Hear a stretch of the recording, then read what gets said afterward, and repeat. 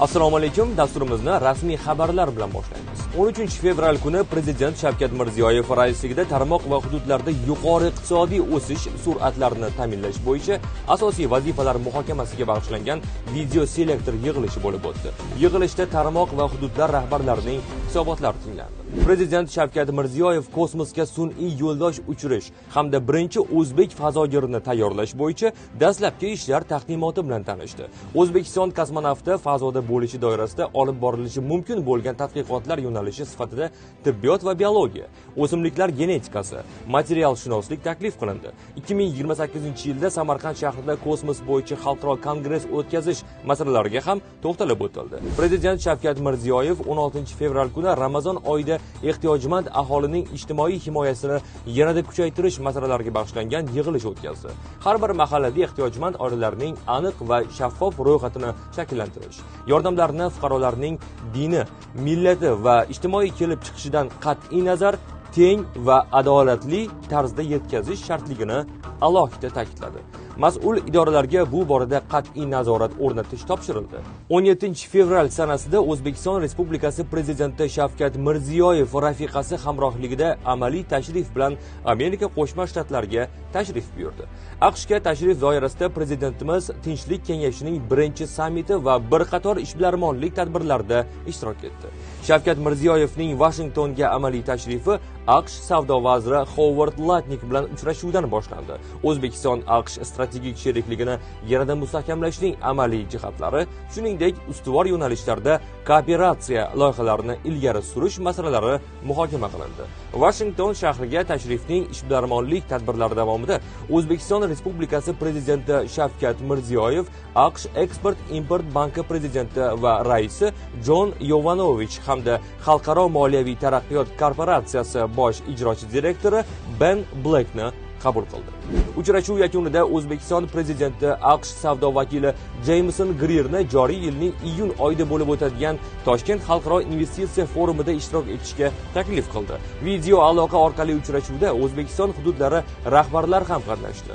Davlatimiz rahbari o'z nutqida yangi amaliy formatda o'tayotgan ushbu uchrashuv bundan avvalgi davra suhbatining mantiqiy davomi hamda iqtisodiy sheriklik, strategik ishonch va o'zaro manfaatdorlik ruhida yuksak darajaga ko'tarilayotganining ifodasi ekanini ta'kidladi.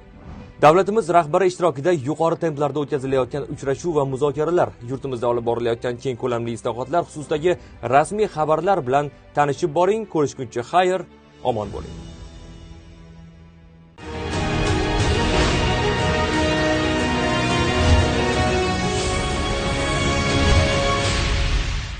Hafta davomida qabul qilingan qonunchilikdagi yangiliklar bilan tanishing. Studiyada Surayyo Ablakulova.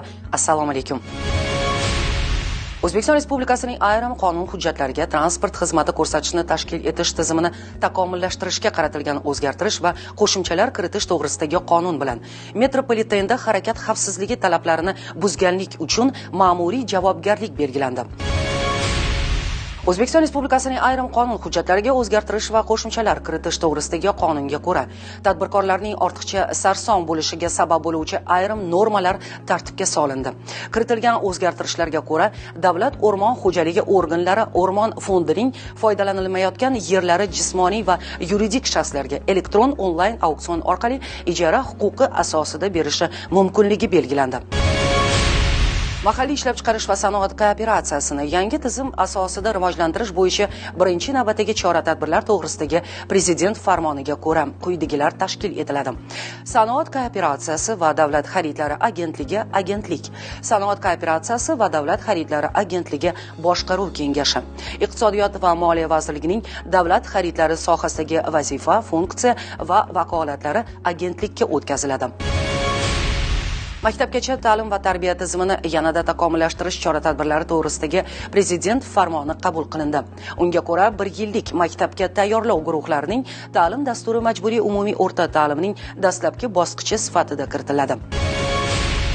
2026-yilda hududlarni yangicha yondashuvlar asosida rivojlantirish orqali aholi daromadini oshirish, barqaror ish o'rinlarini yaratish hamda kambag'allikni qisqartirish chora-tadbirlari to'g'risidagi prezident qaroriga ko'ra, yuqori daromadli mahsulot yetishtirishni yo'lga qo'yish maqsadida usta dehqonlarga har 10 ta xonadonni ixtisoslashtirilganligi uchun 2 million so'm hamda mahalladagi xonadonlarning 30%ni ixtisoslashtirilganligi uchun 75 million so'm miqdorida subsidiya ajratiladi. Ko'p kvartirali uylarni boshqarish tizimini yanada takomillashtirish bo'yicha qo'shimcha chora-tadbirlar to'g'risidagi prezident qaroriga ko'ra, ko'p kvartirali uylardagi markazlashgan ichimlik suvi iste'molchilariga daraxt va butalarni sug'orish ishlarini hisoblagichlar o'rnatgan holda sutkaning har qanday vaqtida amalga oshirishga ruxsat beriladi. Qonunchilikdagi shu va boshqa yangiliklar bilan Adliya vazirligining huquqiy axborot Telegram kanali orqali tanishishingiz mumkin. Xayr, salomat bo'ling.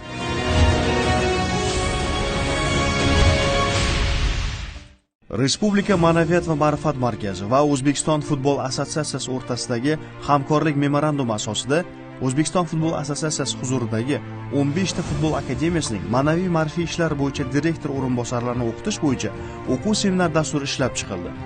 17-18 fevral kunlari tashkil etilgan o'quv seminar mashg'ulotlari futbol akademiyalarida yosh sportchilar bilan ma'naviy ma'rifiy ishlarni tashkil etishda yangi zamonaviy texnologiyalarni qo'llash, ish tashkil etishda metodik yondashuv, tashabbuskorlik, yangi O'zbekiston g'oyalarini yoshlar hayotiga tatbiq etish, islohotlarga daxldorlikni va mas'uliyatni oshirish, yoshlarni vatanparvar qilib tarbiyalashda Z avlodga mos yondashuv kabi dolzarb masalalarni qamrab oldi. Mana bugun 17-18 fevral kunlari Respublika Ma'naviyat va ma'rifat markazi xodimlari, aynan bizga biriktirilgan ustozlar bizga juda katta 2 kunlik katta seminar o'tib berdi. Biz bunda yosh futbolchilarni murabbiylar bilan birgalikda qanday qilib tarbiyalashimiz kerakligi, vatanparvarlik ruhida tarbiyalashimizga juda katta bizlarga saboqlarni berishdi. Va albatta bu bilimlarni biz borib shu yosh futbolchilarni tarbiyalashda bor bilimimizni safarbar qilamiz. Mahorat darslari hamda amaliy seminar treninglarda ishtirokchilar faol ishtirok etishdi. Ma'lumot uchun 2 kun davomida yosh sportchilarga kuchli ma'naviyat, vatanparvarlik va jamoaviy mas'uliyat ruhini shakllantirish mavzusida o'tkazilgan mahorat darslarida O'zbekiston Respublikasi Prezidenti huzuridagi Davlat siyosat va boshqaruv akademiyasi, Ijtimoiy ma'naviy tadqiqotlar instituti hamda markazning loyiha bo'limlari professor o'qituvchilari, xalqaro toifadagi trenerlari jalb etildi. Mahorat darslari davomida ishtirokchilarning kadr sifatidagi layoqati, kasbiy faoliyatiga har tomonlama munosiblik holati, ma'naviy ma'rifiy soha hamda yangi O'zbekiston islohotlaridan xabardorlik darajasi, bilim va ko'nikmalari, salohiyatlari tahliliy o'rganildi. Bugun Jadid gazetasi mushtariylarini nashrning 8-sonida berilgan ayrim maqolalar bilan tanishtiramiz.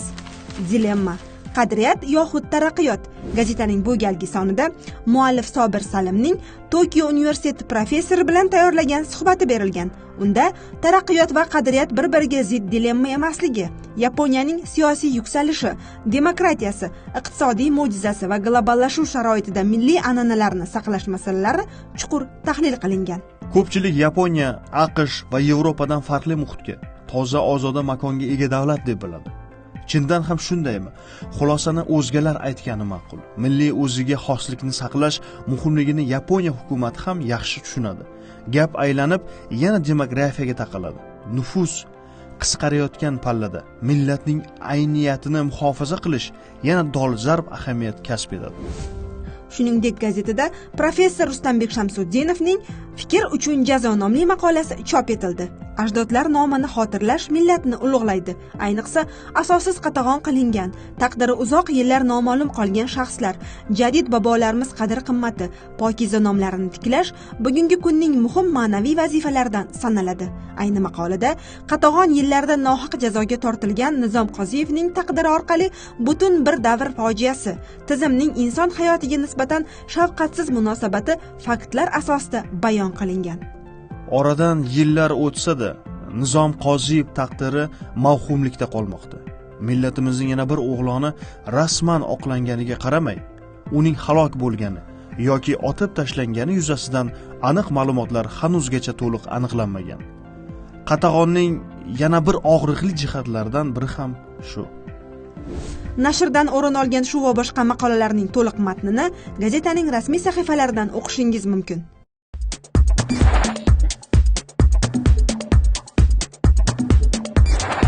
Ni hao, bonjour, namaste, assalomu alaykum. Mahalladoshlar, anglaganingizdek bugun biz sizlar bilan salomlashish haqida gaplashamiz. Avval mavzu yuzasidan O'rgimchak to'ri bizga taqdim etgan qiziqarli ma'lumotlar bilan o'rtoqlashsam. Namaste. Sayonara. Arrivederci. Salomlashish bu shunchaki so'z emas, balki hurmat va madaniyat ko'zgusidir. Dunyo xalqlarida salomlashish turlicha. Masalan, O'zbekistonda qo'lni ko'ksiga qo'yib salom berish hurmat va ehtirom belgisi. Yaponiyada insonlar bir-biriga egilib salomlashishadi. Bu odob ramzi. Fransiyada esa yaqin insonlar yanoqdan o'pib ko'rishishadi. Masalan, menga xincha namaste deb salomlashish yoqadi. Ayniqsa, salomlashish paytida ularning bosh silkishi doim qiziq bo'lgan. Saudiya Arabistonida erkaklar burunlarini bir-biriga tekkizib salomlashishadi. Tibetda qadimda hurmat belgisi sifatida til chiqarib salom berish odati bo'lgan. Yangi Zelandiyadagi Maori xalqi esa salomlashganda peshona va burunni tekkizadi. Bu xonga deb ataladi. Psixologlar fikricha, inson haqidagi ilk taassurotning katta qismi aynan salomlashish orqali shakllanadi. Salomlashish bu tarbiya, hurmat va milliy qadriyatlar ifodasidir. Baribir o'zimizni assalomu alaykumga yetmaydi.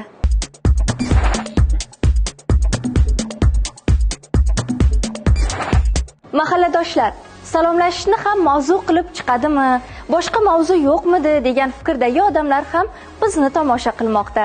Ammo shu oddiy hayot tarzi tuyulgan odobda kamchiligimiz juda ko'p. Afsuski, bugun ayniqsa tengqurlarimiz yoki bizdan kichik avlodning aksariyati salom berish odobini bilmaydi. Salom berishdagi eng chiroyli va eng mukammal lafz bu assalomu alaykum deb aytish va unga javoban va alaykum assalom deb javob berish. Shuningdek, ot ulovdagi kishi piyodaga, ozchilik ko'pchilikka, yurib borayotgan kishi o'tirgan yoki o'rnida tik turganlarga, kichiklar kattalarga salom berishi tavsiya qilinadi. Salom berish haqida odamlar fikrini so'radik. Ular orasida sizni ajablantiradiganlari ham bor. Bugun yoshlar sizga salom beryaptimi? Ba'zilari salom beryapti, ba'zilari salom bermayapti. Joy berishdi, men metroda o'tirdim. Salom berishyapti. Ha, salom beryapti. Ha, beryapti. Yo'q, hammasini beradi. Berganda talab qilsak yo bo'lmasa aytganingizda. Albatta salom berishadi. Bu ota-bobolarimizdan qolgan meros-ku. Har xil insonlar bor. E'tiborsiz bo'lsa kerak menimcha. Ommaviy madaniyat ta'siri deb o'ylayman. Bular tarbiya ko'rmaganlar hammasi. Salom bermaydiganlar. Ba'zilarga o'zim salom beraman, o'zimdan kichkinalarga salom beraman, keyin ular ham salom beradi. Aytmasam bo'lmaydi, chunki o'tib ketganimdan keyin kim yana aytadi deymanda.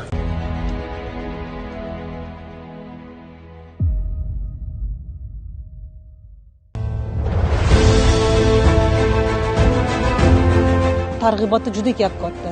Faqatgina biz ularni profilaktik suhbatlar bilan va targ'ibot tashviqot yo'llash bilan biz yoshlarimizni mana shunday 21-asr vabosi deymiz-da buni. Giyohvandlikdan oldini olishda, zo'ravonlikni, oilalarda maishiy zo'ravonlikni oldini olish bo'yicha befarq bo'lmasliklari, xabardorligini oshirishimiz kerak. Bu bo'layotgan voqeliklarga teran qarash imkonini beradi-da. Harbiyni ayol bo'lish qiyin deyshadi. Nima deb o'ylaysiz? Harbiyni eri bo'lish qanaqa mas'uliyat? Harbiy xizmatchi turmush o'rtog'i ham harbiy xizmatchi. Chunki yonida bo'lib, oila tinch bo'lsa, harbiy xizmatchi ham, o'sha gvardiyachi ham oilasini xizmatida nuqsonsiz xizmat olib boradi. Vatanga sadoqat bilan xizmat qilishida albatta oilaning o'rni katta. Qurolli kuchlar oliy bosh qo'mondonimiz tomonidan ham bugungi kunda harbiy xizmatchilarga juda katta imkoniyatlar yaratib berilgan, ularning ijtimoiy himoyasi yo'nalishida. Harbiy xizmatchi sifatida faoliyat yurityapsiz. Buni baribir o'ziga yarasha mas'uliyati bor. Albatta, formani mas'uliyati ham bor va albatta uni sharafi ham bor. Bilasizmi? Agar maqsad qilgan bo'lsangiz, mana qiyinchilik to'g'risida gaplashamiz-ku, lekin vatanga sadoqatni xizmat qilishda manfaat turish kerak emas. Albatta bizning xizmatimizda. Qanday qilib siz bu sohaga kirib keldingiz? Bolalikdagi orzumidi? Albatta, har bir inson bolalikdan o'zini xarakteri, to'g'rimi? Xarakteridan, o'zini xohishi, maqsadi, farzandlarga mana yoshlikdan hozir mana ko'rasiz-ku, bolalaringizga qaraganingizda, kelajakda bir shifokor bo'ladi. Uni yurish-turishidan, gapirishidan yillar davomida bu sayqallanib borib, kasb tanlashda ham albatta alohida o'rin tutadi. Inson o'zini kasbini topsa, nimagadir hayotda kerakligini bilsa va mana shu kasb orqali halol mehnat qilsa, maqsadga yetadi. Halollik, shukronalik bo'lgan joyda, bo'lgan kasbda rivojlanish bo'ladi. Ilk bor forma kiygan paytlaringizni eslaysizmi? Albatta. Qanaqa his bo'lgan sizda? Bu juda ham katta g'urur bo'lgan. Bu formani kiyganimda, hattoki kiyib ketayotganimda to'xtatib, siz o'zi harbiy emassiz, unda endi ichki ishlar xodimi bo'lganman. Siz ichki ishlar xodimi emassiz, chunki shunchalik havasga bir top-toza qilib, bir chiroyli kiyasiz, o'zingizga yarashtirib. Birinchi navbatda ko'rganda, sizni ko'rganda havas kelish kerak-da. Formani hurmat qilib kiyish kerak. Kasbingizni hurmati unga bo'lgan munosabatingizda bo'ladi. Bu sohaga kirganingizda albatta yoningizdagilarni qo'llab-quvvatlash juda muhim. Ma'lum har bir ishda oilada xotirjamlik bo'lmasa, bir-biriga ishonch bo'lmasa, oilaviy muhit sog'lom bo'lmasa, bu har bir sohaga kabi bu sohada ham oson bo'lmaydi. Yoshligimda orzuyim amalga oshirishda meni qaynona onamda katta rol o'ynaganlar. Farzandlarim kattaroq yosh bo'lib qolishgan, shunda aytganlar, juda ham xohlaganlar, kelinlari shu ichki ishlar xodimi, harbiy bo'lishimni juda ham qaynonam xohlagan. Bunaqa qaynonalar kam. Qo'llab-quvvatlash, aytayapman-ku, oilada agarda qo'llab-quvvatlash, bir-birini tushuna bilish, oilaviy muhit, tarbiya hamohang ketadigan oilada albatta bo'ladi. Va yuqori natijaga erishishimda bugungi kunda mana shunday podpolkovnik maxsus unvonida xizmat qilishimda meni oilamni eng katta mehnati bu meni oilam, turmush o'rtog'im, yaqinlarim. Albatta ustozlarimni bu yerda menga bergan o'gitlarim katta rol o'ynagan.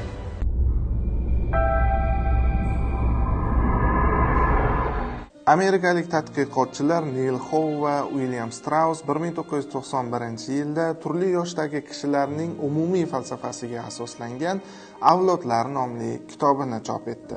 Kitobda har 20-25 yilda avlodlar o'z xususiyatlarini o'zgartirishi qayd etilgan. Bugun sizlar bilan ushbu avlodlardan biri Z avlod haqida gaplashamiz.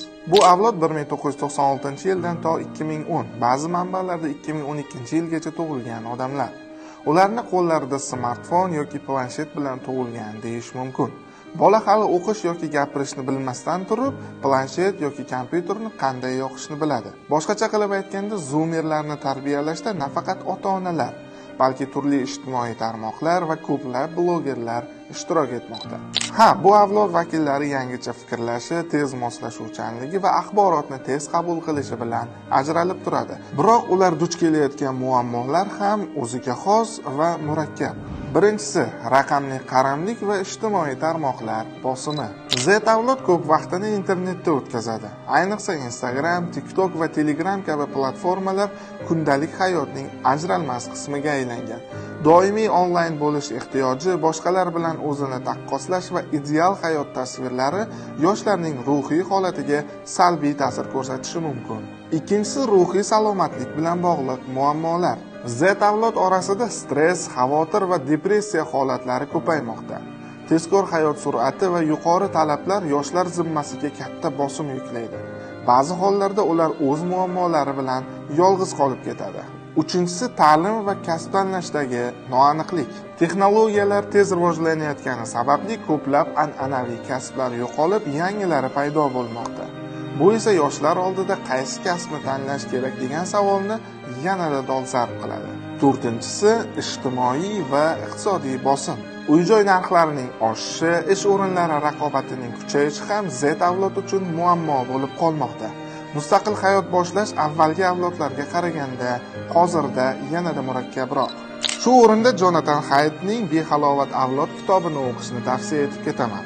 Unda so'nggi yillarda yoshlar orasida kuchaygan ruhiy salomatlik muammolari tahlil qilinadi. Muallif ayniqsa Z avlod vakillari orasida xavotir, depressiya va yolg'izlik darajasi oshib borayotganini ta'kidlaydi. Kitobda muammolar batafsil tushuntirilgan va ularga yechimlar ham berilgan.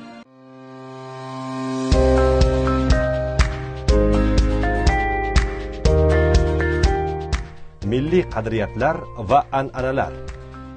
Milliy qadriyatlar va an'analar xalqning ma'naviy bog'lanishidir. Birlik va hamjihatlik, mehmondo'stlik va oila qadriyatlari barcha avlodlarni birlashtiradi. Bu qadriyatlar insonlarning ma'naviy rivojlanishiga yo'l ochadi. Har bir an'ana va qadriyat millatimiz ma'naviyatining ko'zgusi.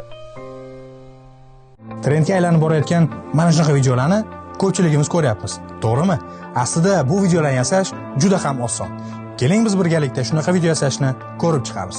Uning uchun bizga ChatGPT kerak bo'ladi va quyidagi so'zlarni ChatGPT ga yozib yuboramiz. Misol uchun bizning qahramonimiz kitob. Biz kitobni tanladik va kitob gapirib berish kerak. Biz o'ylagan narsamizni ChatGPT ga yozamiz va uni ChatGPT prompt shaklida chiqarib beradi. Nusxalab olib, nano bananaga yuboramiz. 9x16 formatni tanlab natijani ko'rishingiz mumkin. Natija tayyor. Va yana qaytib rasmni saqlab olamizda, yana qaytib ChatGPT ga kirib, ayni shu rasmni gapirtirib berishini so'raymiz. Misol uchun xohlagan gapimizni yozishimiz mumkin. Va yana nusxalab olib, VO3 platformasiga yuboramiz. Promptni rasmni yuboramizda, o'chog'ini tanlab, generate tugmasini bosamiz. Natijani ko'rishingiz mumkin. Hey, qachongacha telefon tutib vaqt o'tkazasan? Undan ko'ra meni o'qi. Men senga haqiqiy tarixni aytib beraman. Yonma-yon keladigan unlilarning yozilishi. Biologiya yoki Said emas. E'tibor qilganmisiz, ayrim yonma-yon keladigan unlilar orasiga ba'zan Y harfi orttirib talaffuz qilinadi. Shuning ortidan so'zlarni yozganda Y harfi bilan yozib imloviy xato qilishadi. Hozir sizga shunday so'zlarning bir nechtasiga misol keltiraman. A unlilar qatnashgan so'zlar: material, milliard, radiator, tabiat. IO unlilari qatnashgan so'zlar: biologiya, million, stadion, radio. AI unlilari qatnashgan so'zlar: mozaika, Said. OI unlilari qatnashgan so'zlar: doim, shoir, oila. EA unlilari qatnashgan so'zlar: teatr, okean, laureat. AE unlilari so'z ichida kelganda ikkinchi unli aytilsa ham asliga muvofiq yoziladi. Aerostat, poema kabi. Boshqa hollarda yonma-yon kelgan unlilar odatda aynan aytiladi va yoziladi. Manfaat, aorta, saodat, burjua, shuaro, inshoot, sanoat, vakuum, muammo, matbuot, tabiiy va boshqalar. Bizda hozircha shular. Xayr, salomat bo'ling.